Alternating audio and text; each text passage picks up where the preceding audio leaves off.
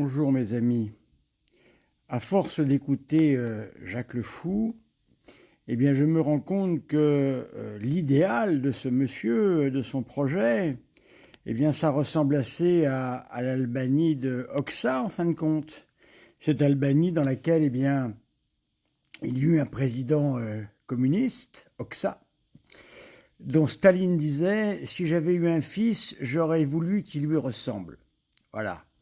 Et cet Hoxha, dans les années 50, eh bien, a pensé un peu comme Jacques le Fou. Ce sont des pensées qui tout de même ont des similitudes.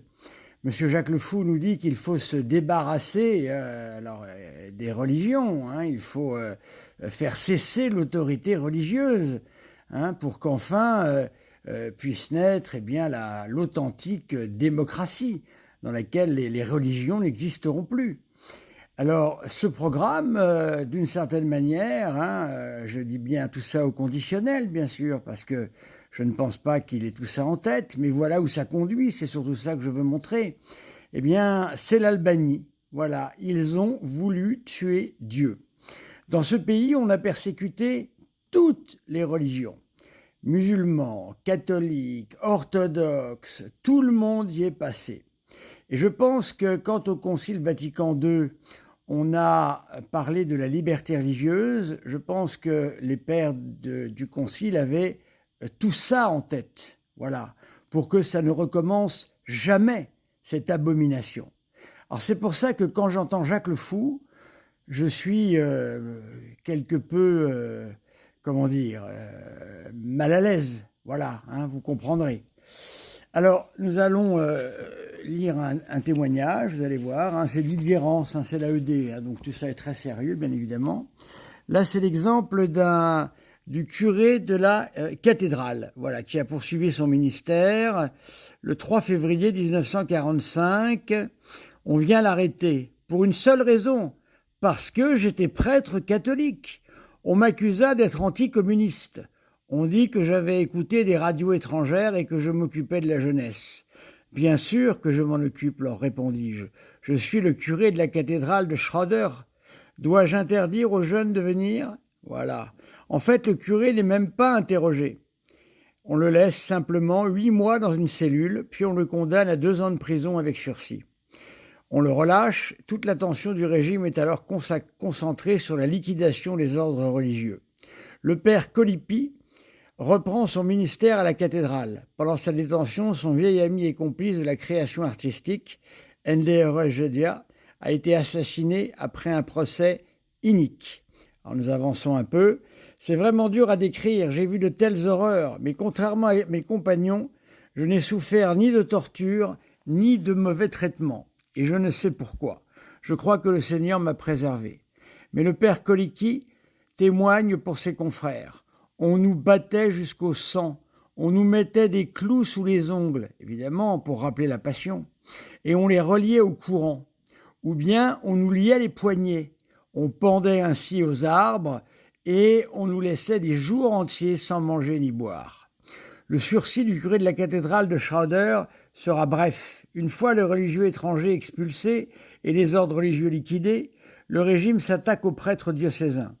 Avant de parfaire son projet par l'élimination de la hiérarchie, le père Miquel est arrêté de nouveau en mars 1946.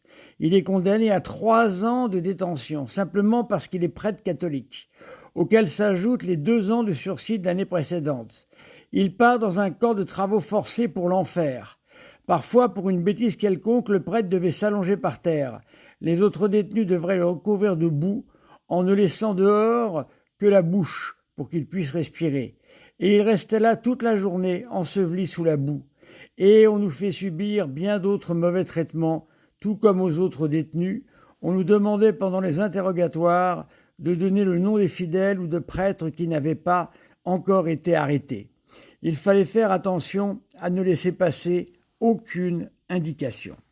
Voilà, mes chers amis. Hein. Alors, je pourrais en lire beaucoup. Hein. Il y a vraiment des témoignages exceptionnels. Toute l'Église catholique albanaise a été persécutée. Voilà, une photo du joyeux Hoxha avec son Staline. Voilà. Hein. voilà, et ici un blocos de l'ère communiste, voyez. Alors, donc, quand on voit ça, mes amis, voyez-vous, moi, j'ai ma gorge qui est nouée. Voilà, de par mon histoire personnelle, bon, dans un autre registre, évidemment, hein, j'ai la Shoah, comme juif, anciennement juif, et maintenant, comme catholique, eh bien, quand je lis toutes ces histoires-là, je suis évidemment extrêmement mal à l'aise.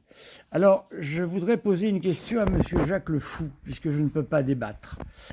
Monsieur Jacques Le Fou, dans son débat, enfin dans son, oui, on peut appeler ça débat avec le catholique que j'ai diffusé, nous dit qu'il faut réussir à se débarrasser de toute autorité religieuse, afin qu'enfin, eh bien, tout le monde puisse être égal vis-à-vis de la loi, afin qu'il n'y ait plus ce qu'il appelle le mépris.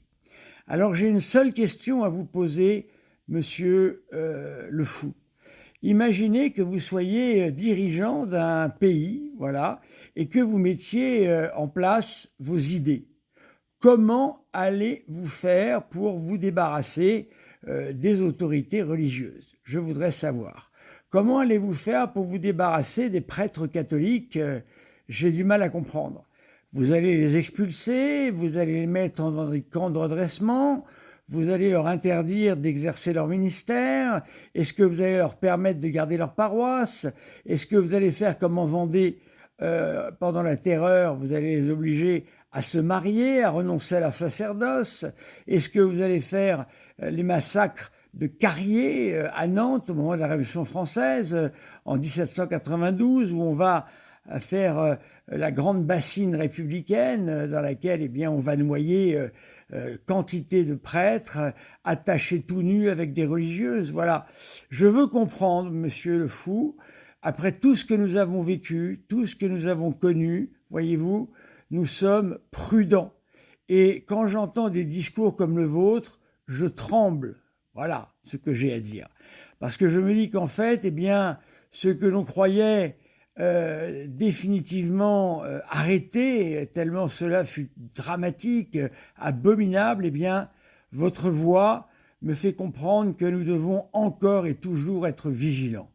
Alors, Monsieur Jacques Le Fou, je veux savoir, que comptez-vous faire si vous êtes dirigeant? Peut-être que vous le serez un jour, puisque vous le souhaitez. Que ferez-vous des catholiques et de leurs églises? Voilà. Est-ce que vous ferez comme Monsieur Hoxha? Est-ce que vous avez d'autres méthodes? Moi, est-ce que je pourrais toujours exercer mon ministère de ma paroisse, ou est-ce que vous allez me l'interdire? Parce que supprimer l'autorité religieuse, moi j'ai un évêque, les curés ont une autorité religieuse sur leur paroisse et sur les fidèles. Donc est-ce que vous allez chercher à annuler tout ça? Voilà. J'aimerais que vous nous expliquiez. Merci, Monsieur Jacques Le Fou. Merci beaucoup. Vraiment, j'attends vos réponses avec impatience pour me rassurer.